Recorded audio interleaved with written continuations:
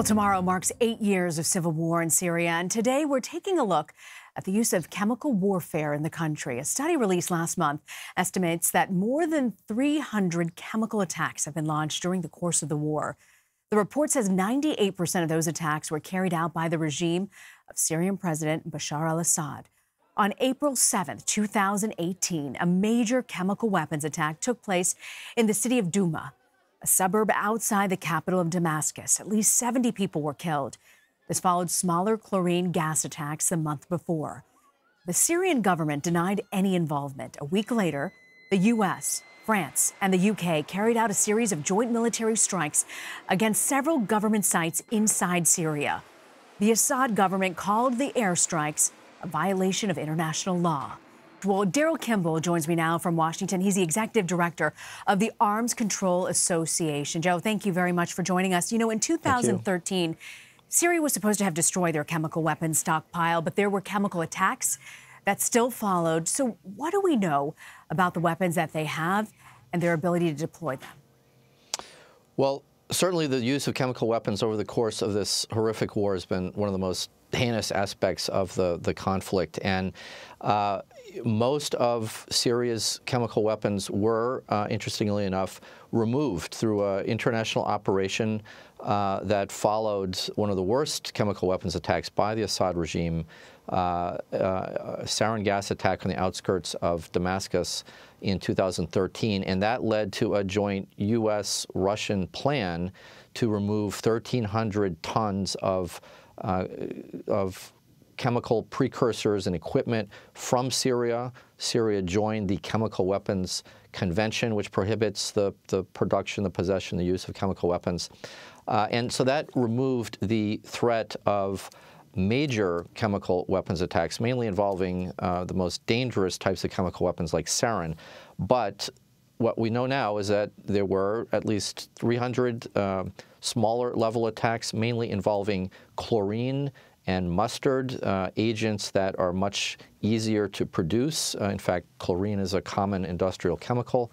And so since that period, the Assad regime has been using chemical attacks, mainly barrel bomb attacks from helicopters, dropped from helicopters in rebel-held territory on civilians as a terror weapon. And that accounts for the vast majority of these attacks. And then also from time to time, there have been these higher-level attacks, like the one that Seth just reported about in Douma last year. There was another sarin gas attack in the spring of 2017. So we know that Syria still retains a residual capability to produce small quantities of sarin, deadly nerve gas, and is still using from time to time chlorine as a terror weapon. These images just never get old. It's so difficult to see these young children and people being attacked like this. What are the challenges, ultimately, of verifying in a country like Syria that they've actually gotten rid of any sort of weapons?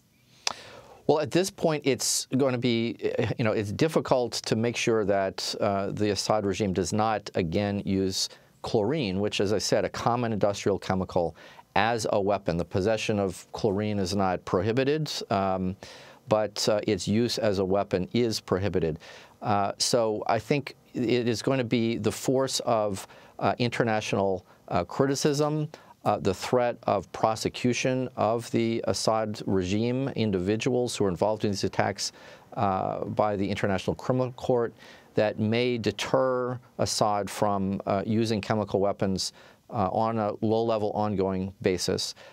We do believe that the vast majority of the large-scale chemical weapons production has been eliminated.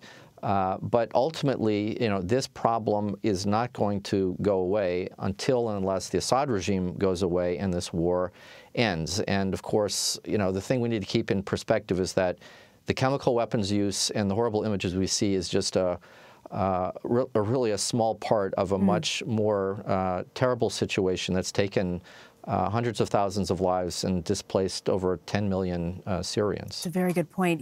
For all the criticism President Trump has taken from both sides, last year, the joint airstrikes on Syria, many say was really a defining moment in his presidency. Some of his critics even said it really was one of the first moments they felt he was really presidential. It was intended to be a deterrent against future chemical attacks. Was it successful?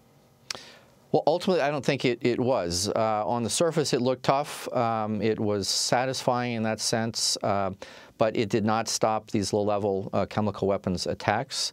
And the other thing it did is it pushed the Russians to start being even more difficult in the UN Security Council, which continued and continues to investigate these incidents to try to identify what happened, determine what happened, and identify who was responsible for the attacks. And so the Russians, after that attack, blocked the UN Security Council from renewing the mandate of the United Nations and the Organization for the Prohibition of Chemical Weapons investigators to go into Syria to investigate and report.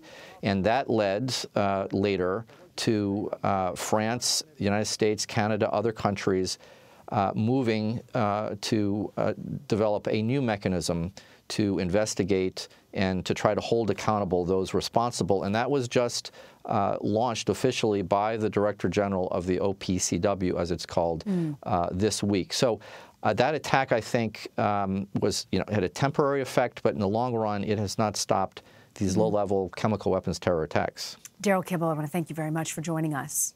Thank you.